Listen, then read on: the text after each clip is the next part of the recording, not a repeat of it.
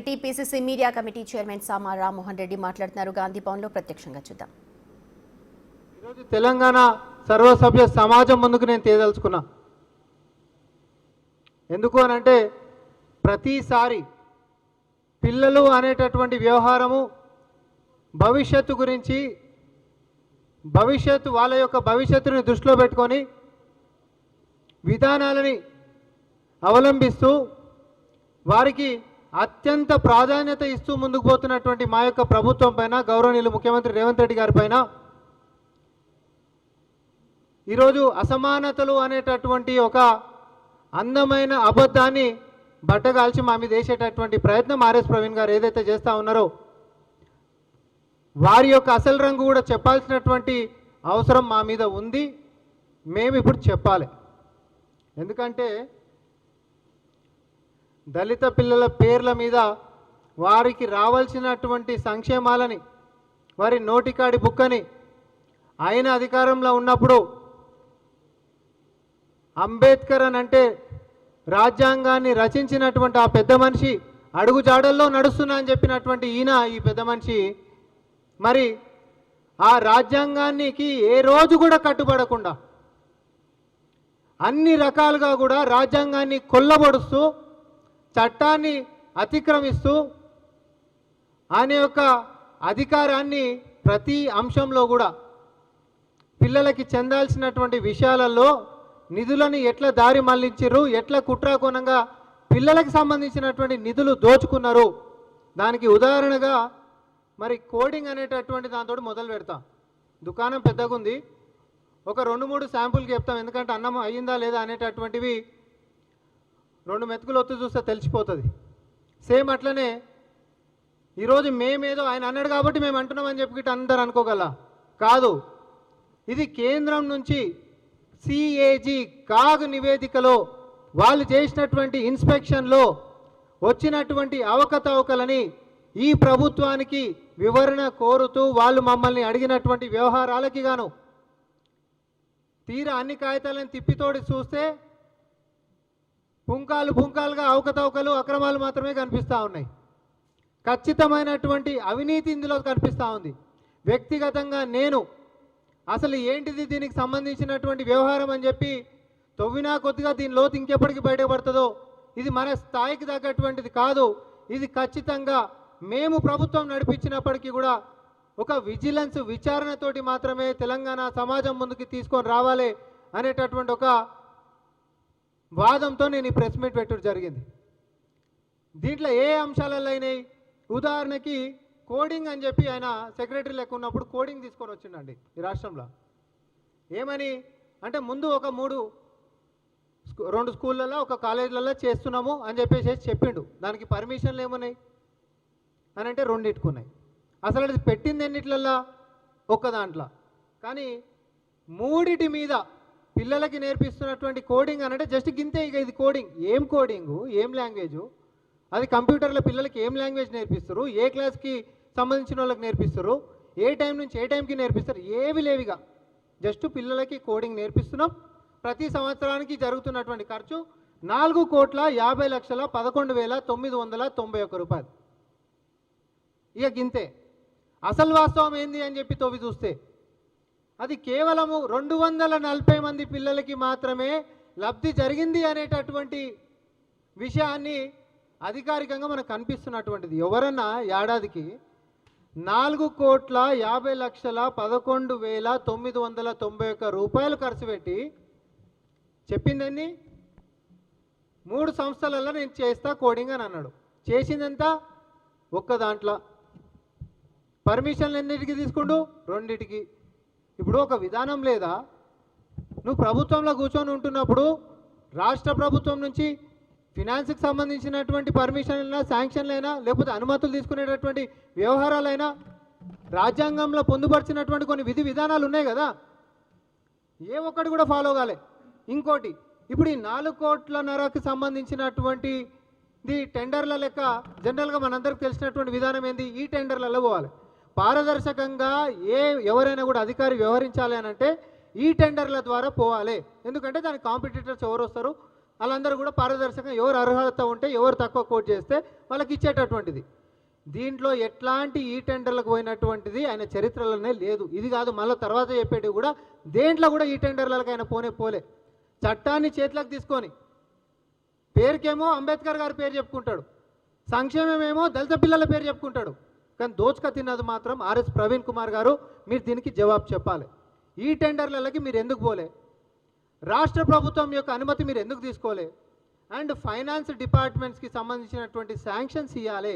ఇట్లాంటిది కొత్త ప్రోగ్రామ్ గిట్ట మీరు తీసుకుంటే కనీసం ఫైనాన్స్ డిపార్ట్మెంట్ శాంక్షన్స్ కూడా దీంట్లో తీసుకోలే. కోడింగ్కి సంబంధించినటువంటిది ఒక ఉదాహరణ నేను చెప్పిన. అయితే వాస్తవానికి మరి ఇచ్చినటువంటి పైసలు ఎక్కడివి? ఫైనాన్స్కి సంబంధించిన డిపార్ట్మెంట్ అనుమతులు లేవు, శాంక్షన్స్ లేవు. మరి ఇచ్చినటువంటిది ఏంటివి అంటే 312 గ్రాంట్.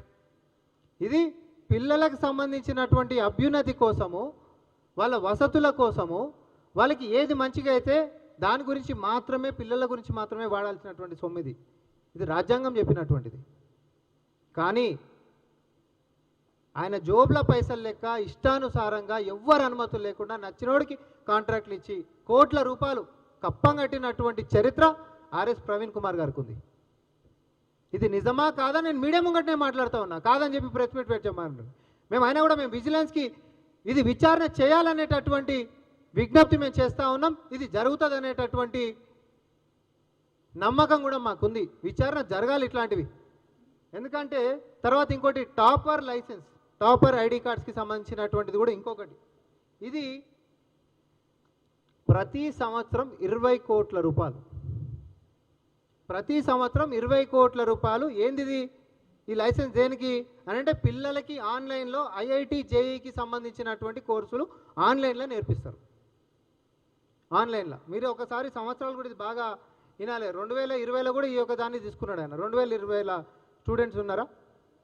పోనీ ఒకవేళ ఉన్న ఇండ్ల కాడ ఉంటున్నటువంటి పిల్లలకు ల్యాప్టాప్లు ఉన్నాయా? ఇది అసలు ఫస్ట్ ఆఫ్ ఆల్ తీసుకునేటటువంటి ఆలోచన మీకు వచ్చినప్పుడు రాష్ట్ర ప్రభుత్వంకి అనుమతి తీసుకునరా? లేకపోతే ఈ టెండర్ల ద్వారా దీనికైనా పోయినరా? లేకపోతే ఫైనాన్స్ డిపార్ట్మెంట్ శాంక్షన్ గిట్ట దీనికి ఉందా? దీనికి కూడా ఏవి లేవు. దీనికి కూడా ఏవి లేవు. ఆయన ఇష్టానుసారంగా వెలిగిండు. ఆయన ఇష్టానుసారంగా ఓపెన్ ఆక్షన్కి వెళ్ళిపోయాడు. అన్న కూడా 30 రోజులు టైం పెట్టాల్సినటువంటిది 12-13 రోజులు పెట్టిండు. చేతులు దులుపుకుండు, నచ్చినోనికి ఇచ్చుకుండు. అవి కూడా ఏ పైసలు? ఇందాక నేను చెప్పినటువంటిది 312 గ్రాంట్ పైసలే.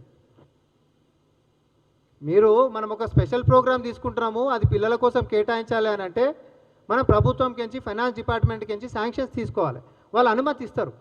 అనుమతి ఏం కాదు చేయండి, ఇంకా సరిపోకపోతే కూడా ఇద్దామనేటటువంటి అనుమతి అంటే పద్ధతి ప్రకారం ఫాలో అయితే అదొక ఒక రీతి రవాయి అన్నట్టు.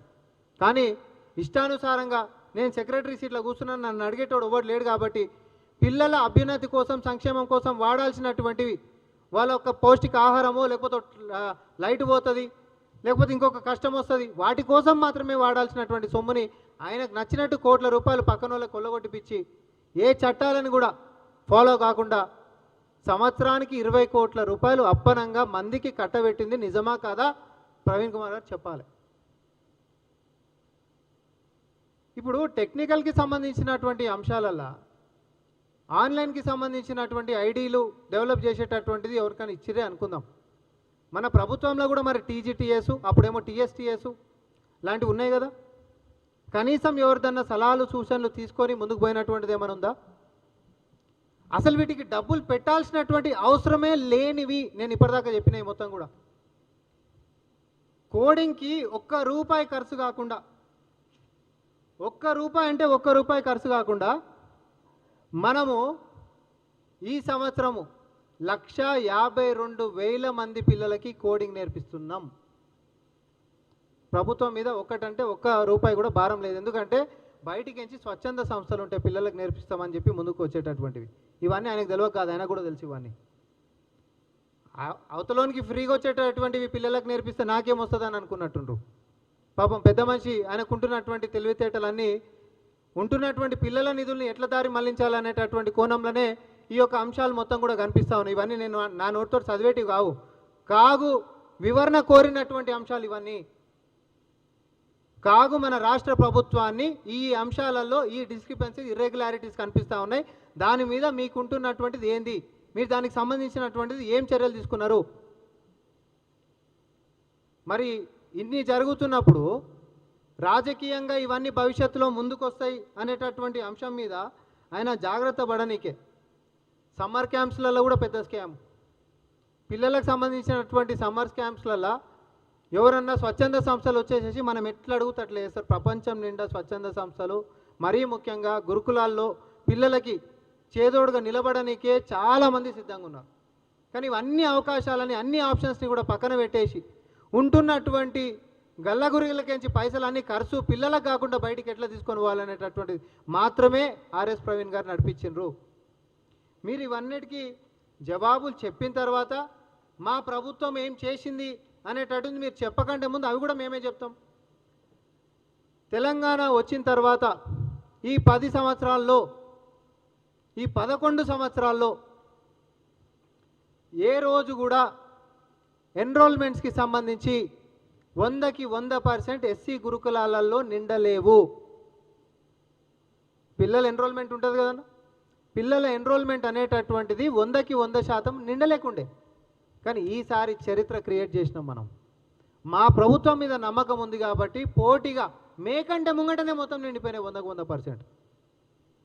మేము మంచిగా చేయకపోతే, మా మీద గిట్ట నమ్మకం లేకపోతే ప్రజలు బ్రహ్మరథం పడాల్సినటువంటి అవసరం ఉండదు కదా. పిల్లల్ని భయపడాలి, ఏడుంది బాగుంది వీళ్ళు చేసేటటువంటి దుష్ప్రచారాలు. ఇంకొక ముఖ్యమైనటువంటి విషయం చెప్తా ఉన్నా, కామన్ డైట్ ప్లాన్ తీసుకొని వచ్చినాం. ఇప్పుడు ఒక వ్యక్తి వెనకాల చేసేటటువంటి కష్టం ఏంటిది అని అంటే బయటికి చెప్పుకోలేకపోవచ్చు. ఒక కరికులమే కాదు, నెల రోజుల పాటు పిల్లలు ఎట్లాంటి పౌష్టికాహారం తినాలి, ఏమేం తినాలి, వాళ్ళకి గతంలో అందనటువంటిది ఇప్పుడు అందిపించుకుంటూ వాళ్ళ కేటాయించినటువంటి సొమ్ముని వాళ్ళకే ఖర్చు పెట్టుకుంటూ వాళ్ళ అభ్యున్నతి కోసం మర్చిపోయిన ఆర్ఎస్ ప్రవీణ్ కుమార్ గారు యూనిఫామ్స్ కాడ కూడా కకృతి పడ్డాడండి. యూనిఫామ్స్, దుప్పట్లు, దేన్ని వదిలిపెట్టలే, బెడ్షీట్లు, ఫలానా దాన్ని వదిలిపెట్టినటువంటిది లేనే లేదు. పేరుకు మాత్రమే సంక్షేమం. ఇక అది ఈరోజు సమాజంలో ఒక పిల్లల సంక్షేమం అని చెప్పి ముసుగేసుకొని బయటికి వచ్చి అంబేద్కర్ గారి పేరు చెప్పినంత మాత్రాన ఆయన ఆశయాలని పాటించినట్టు కాదు. మీ అవినీతి భాగోతం అనేటటువంటిది కాగడుగుతున్నటువంటి ప్రశ్నలకి మీరు జవాబులు చెప్పండి. పోని సమాజం ముందుకు వచ్చి మేము మా గౌరవనీయులు ముఖ్యమంత్రి గారు మరి పిల్లల మీద కేటాయిస్తున్నటువంటి ప్రతి రూపాయి ఇది ఖర్చు కిందికి చూడొద్దు, చాలా వేదికల మీద చెప్పిండు, ఖర్చు కిందికి చూడొద్దు, ఇది పెట్టుబడి కింద చూద్దాం. ఎందుకంటే రేపొద్దున మన పిల్లలు ప్రయోజకులు అయిపోయి ఒక ఐఏఎస్లో, ఐపీఎస్లో లేకపోతే ఇంకేదైనా కూడా ప్రయోజకులు అయిపోయినప్పుడు మళ్ళీ ఈ రాష్ట్రానికే పనికొచ్చేటటువంటి వాళ్ళు అవుతారు. అది రేపొద్దున మనకి ఆస్తుల లెక్క మళ్ళేటటువంటి దాని లెక్క రిటర్న్స్ లెక్క చూడాలి తప్ప ఈరోజు పిల్లలేదో పిల్లల సంక్షేమానికి ఖర్చు పెడుతున్నాం అనేటటువంటి వ్యవహారంలో చూడొద్దు అనేటటువంటి ఉద్దేశంతో ఇప్పుడు విద్యాశాఖని ఆయన దగ్గర పెట్టుకున్నాడు. గురుకులాల్లో తీసుకొచ్చినటువంటి ప్రక్షాళనలు, ఈరోజు కోడింగ్ కూడా దేశం మొత్తంలో కూడా ఎక్కడా లేదు. ఫస్ట్ టైం గురుకులాలు ఒక రాష్ట్రంలో కోడింగ్ అందరికీ నేర్పించేటటువంటి వ్యవస్థ కేవలం తెలంగాణలో ఉంది. ఆ క్రెడిట్స్ మనవి, గల్లా ఎగరేసుకొని చెప్పేటటువంటి వ్యవహారాలు. కామన్ డైట్ ప్రోగ్రామ్ మనం తీసుకొని వచ్చినాం పిల్లలకి సంబంధించినటువంటివి. కాస్మెటిక్ ఛార్జీలు ఏ రోజైనా చరిత్రలో కాస్మెటిక్ ఛార్జీలు, డైట్ ఛార్జీలు పెంచిండ్రా? పెంచలే. పిల్లల డైట్ ప్లాన్లలో మటన్ ఉంటుండేనా? ఇవన్నీ మాట్లాడినాక మనకి ఎందుకు గవర్న ఎందుకని అనిపిస్తా, కానీ ఉన్న వ్యవహారం నేను చెప్తున్నా, జరుగుతున్నటువంటి వ్యవహారాలు మనం మాట్లాడుకోవాలి కాబట్టి. ఇష్టానుసారంగా అడ్మిషన్ల కాడ కూడా నాకు అనుమానం ఉంది, నేను చెప్తా ఉన్నా, ఇష్టానుసారంగా వ్యవహరించి గతంలో తన వ్యక్తులతోటి అడ్మిషన్ల దగ్గర కూడా నిజంగా మెరిట్ వచ్చినటువంటి పిల్లలకి విద్యని దూరం చేసేటటువంటి కుట్రలు కూడా జరిగే ఉంటాయి. దాని మీద కూడా సమగ్ర విచారణ జరగాలి. ఎందుకంటే ఈసారి మొట్టమొదటిసారి పారదర్శకంగా పిల్లలు మొత్తం పరీక్షలు రాస్తే మెరిట్ ప్రకారంగా ఎవరికి ఎట్లనైతే స్కోర్ వస్తుందో దాన్ని కూడా ఆన్లైన్లో డిస్ప్లే చేసినాం. దాని ప్రకారమే బ్రాంచెస్ వైజ్ మనం ఈరోజు సీట్లు కేటాయింపు జరిగింది. గతంలో ఇట్లా ఎప్పుడు లేదు. పారదర్శకతనిస్తూ పిల్లల సంక్షేమాన్ని కాపాడుకుంటూ వారి అభ్యున్నతి కోసము పాటుపడుతున్నటువంటి ప్రభుత్వం లెక్క ప్రజాప్రభుత్వం ముఖ్యమంత్రి రేవంత్ రెడ్డి గారు కృషి చేస్తూ ఉంటే ఉత్త పుణ్యానికి బట్టగాల్చి మీదేసి ఎట్లన్నా ఇది పద్ధతా? పోనీ ఇది లెక్కనా? మీకేమన్నా దయచేసి నేను ఒకటి మాత్రం చెప్తాం, మేము అధికారంలోకి వచ్చిన తర్వాత 2400 మంది టీచింగ్ స్టాఫ్స్ని రిక్రూట్ చేసుకున్నాం, 500 మంది మినిస్టర్లు అండ్ స్పెషల్ టీచర్స్ని రిక్రూట్ చేసుకున్నాం, 800 మందికి ప్రమోషన్స్ ఇచ్చినాం. ఇవన్నీ ఎప్పుడు కూడా గతంలో 10 ఏళ్లలో జరిగినటువంటి వ్యవహారాలు కాని వ్యవహారాలు నేను చెప్తా ఉన్నా. కామన్ డైట్ మెన్యూ అయినా ఇంకొకటి ఆహారానికి సంబంధించినటువంటిది, పౌష్టికాహారానికి ఇంత పెద్ద పుస్తకం రాసుకొని అందరినీ పాటింపజేయాలనేటటువంటిది చేసుకుంటే కలుషిత ఆహారం బారిన పడుతున్నటువంటి దానికి ఈరోజు సంబంధం లేకుండా సక్సెస్ రేట్లో ఎస్సీ గురుకులాలు పరిగెడుతున్నాయి. ఎందుకు అంటే మనం తీసుకొచ్చినటువంటి విధానాలు. ఎందుకు వస్తాయి విధానాలు? మనకు పిల్లలంటే చిత్తశుద్ధి ఉంది కాబట్టి, పిల్లలంటే పైసలు లెక్క చూస్తలేం కాబట్టి, పిల్లలంటే మనకన్నా పిల్లల లెక్క భవిష్యత్తును ఆలోచించి మనం చేస్తున్నాం కాబట్టి. పైన రాష్ట్ర స్థాయిలో ఇన్స్పెక్షన్ అండ్ మానిటరింగ్ గురించి రాష్ట్ర స్థాయిలో కమిటీ, తర్వాత జిల్లా స్థాయిలో కమిటీ, తర్వాత ఇన్స్టిట్యూషనల్ స్థాయిలో కూడా కమిటీలు వేసినాము. ఎందుకనంటే ఫుడ్ పాయిజనింగ్ కేసులు ఆ మధ్యలో మనం విన్నాం, ఈ మధ్యకాలం వింటున్నామా? ఎస్సీ గురుకులాలలో ఈ మధ్య అసలు ఎప్పుడైనా నిన్నరా ఈ మధ్యకాలంలో ఏడొస్తుంది? ఇవన్నీ ఏంటిది అనంటే గతంలో మనకు పట్టుండే కాబట్టి మన అనుకున్నటువంటి వ్యక్తులతోటి ఈ ప్రభుత్వం మీద బురద చల్లాలంతే. ఏం లేకపోయినా కూడా ఒక ఫేక్ న్యూస్ అనేటటువంటిది ఇచ్చేసాయి. దయచేసి తెలంగాణ సమాజంలో మనందరం కొంచెం బాధ్యతగా ఉంటున్నప్పుడు తెలంగాణ గౌరవాన్ని కాపాడాలి అని అంటే కనీసం అబద్ధాలు చెప్పకుండా ఉండండి.